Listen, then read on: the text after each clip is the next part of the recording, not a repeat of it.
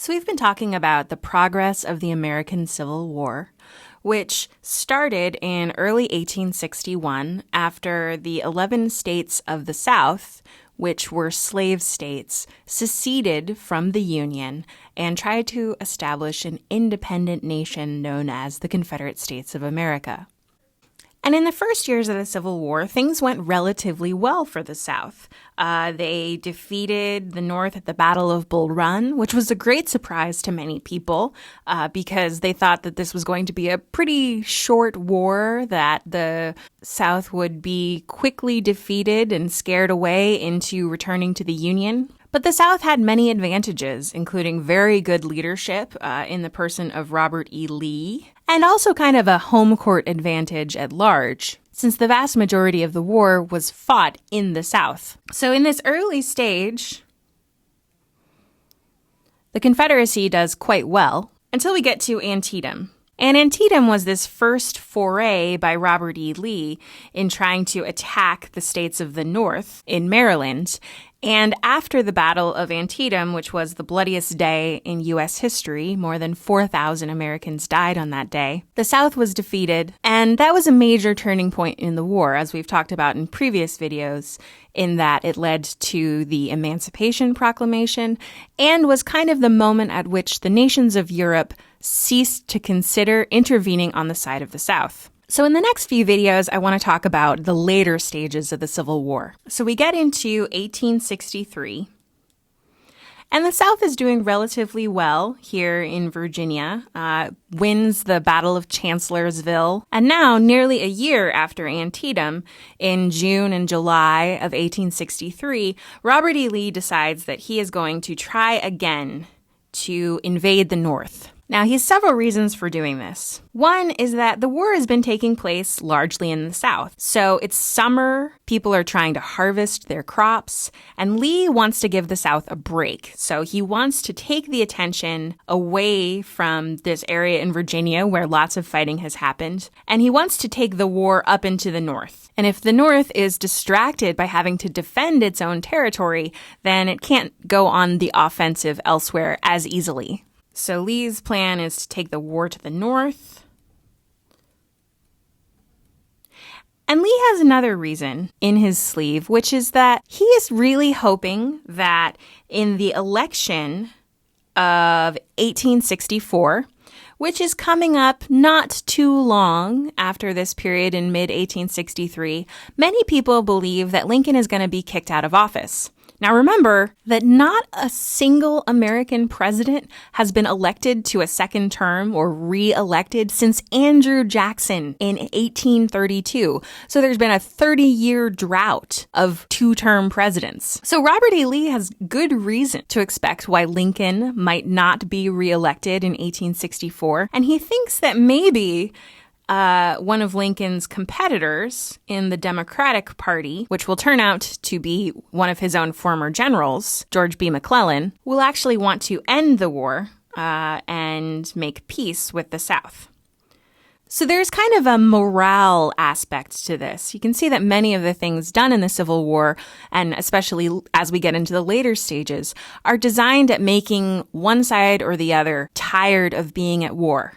Now, you may wonder why I'm spending so much time talking about battles, because most American history courses do not emphasize military history whatsoever. But I think it's important to keep in mind in this war, and in some earlier wars like the American Revolution, the battles really determine the policy, right? Because you can't make a decree like the way that Abraham Lincoln decreed the Emancipation Proclamation if you don't have the force of military power behind you. So winning battles, winning the war, those kinds of victories give politicians the popular mandate they need to get things done. So that's why I think it's important to talk at least a little bit about the battles of the Civil War. Now, obviously, Bull Run, Antietam, Gettysburg, and Appomattox were not the only battles of the Civil War. There were hundreds of battles of the Civil War, but I've chosen these as particular turning points just to kind of give you a very brief overview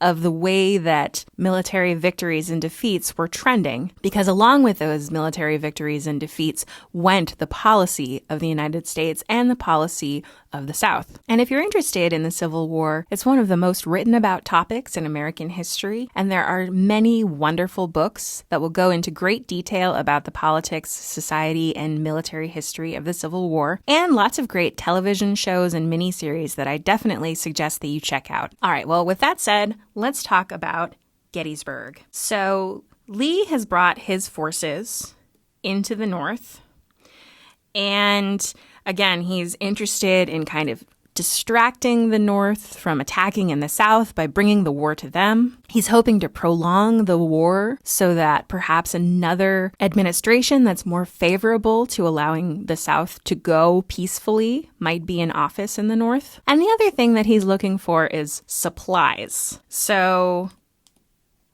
once again, the vast majority of the Civil War has been fought in the South, and it's been fought here in this sort of Shenandoah Valley Tidewater region of Virginia, which is really the breadbasket of the South. So when men are out fighting battles, and when battles are being fought on fields instead of crops being grown on them, there's going to be a serious dearth of food in the South. You know, I once heard it said that the most salient political fact of the 20th century was that the Americans speak English, which means that the United States repeatedly allied with Britain in 20th century wars. But if I had to choose the most salient fact of the American Civil War, it might be that you can't eat cotton. You know, the South went to war to protect its system of labor so that it could continue to produce these cash crops like cotton or tobacco.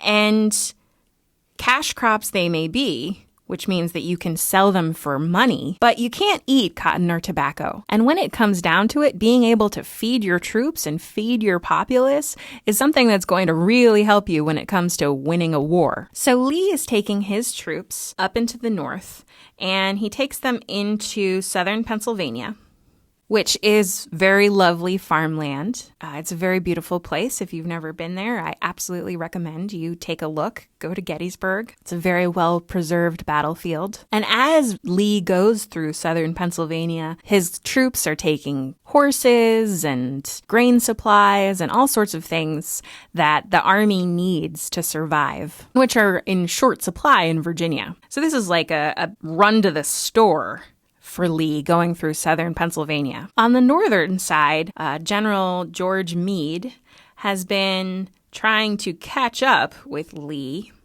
and cut him off from his invasion of the North. President Abraham Lincoln asks for many volunteers to try to stave off the invasion of the North by Lee, and they end up meeting at Gettysburg.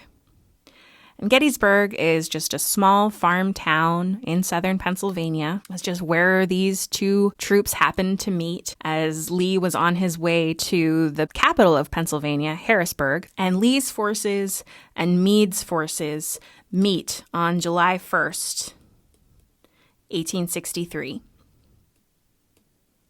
Now, the Battle of Gettysburg goes on for 3 days. So there's July 1st, July 2nd, and July 3rd. And the first day goes relatively well for the Confederates. They break some of the Union lines around the edges. The second day is kind of a stalemate where Northern forces and Southern forces, they sustain a lot of losses, but don't make any real headway toward victory. And then the third day, Lee decides that he is going to try to break the center of the Union forces, which means that he is going to try to hit the Union line. And remember, this is in the era of military history where people are still kind of fighting in lines, right through the center, and win the day. Unfortunately for him, that is not what happens. So he tries all day to break the Union lines. There's a very famous sort of last hurrah for the Southern forces in this called Pickett's Charge, when General George Pickett's units charge up this hill at Cemetery Ridge trying to break the line, and they sustain over 50% casualties. So it's kind of a bloodbath for Pickett's unit. And after Pickett's charge does not succeed, the Union forces have officially won the Battle of Gettysburg, and Lee realizes that there's no way that he's going to be able to make anything out of his invasion of the North, and so he turns around and starts heading back to the South. Now, what's important about Gettysburg is that this was what many have called the high water mark of the Confederacy. And by that, they mean this is as far as the Confederacy ever managed to get into the northern part of the United States. This is a second attempt at an invasion by Lee, and it failed. And many people see this as a really important turning point in the Civil War. On July 4th, and imagine the good news of receiving word that your troops had triumphed on July 4th, Independence Day. President Lincoln and the United States get another really good piece of news, which is that Ulysses S. Grant, who will be the future commander of U.S. forces, has succeeded in his siege of Vicksburg, which is a town on the Mississippi River. And when he takes the town on the Mississippi River, Grant has complete control of the Mississippi, which is sort of the major highway in the West. So July 3rd and July 4th are really good days for the United States. And this is kind of the moment when it becomes clear that victory is going to be outside the reach of the Confederacy. And with an unsuccessful invasion of the North and the loss of the control of the Mississippi, the South's time is kind of coming to an end. The other important thing about the Battle of Gettysburg is that it is a tremendously destructive battle. About 50,000 casualties took place at Gettysburg, which makes it the single bloodiest battle in American history, which is different from the single bloodiest day, which was at Antietam, because it took place over 3 days. And this is not 50,000 people dying, just 50,000 casualties, which means either deaths or injuries. Those are men who can no longer fight on both sides. So the tremendous loss of life at Gettysburg is going to lead to the foundation of a cemetery at Gettysburg to bury these military dead. And it's going to be in November of 1863, just a couple months after the Battle of Gettysburg, that Abraham Lincoln will visit the cemetery at Gettysburg and deliver the Gettysburg Address, one of the most famous orations in all of American history. And we'll get to that in the next video.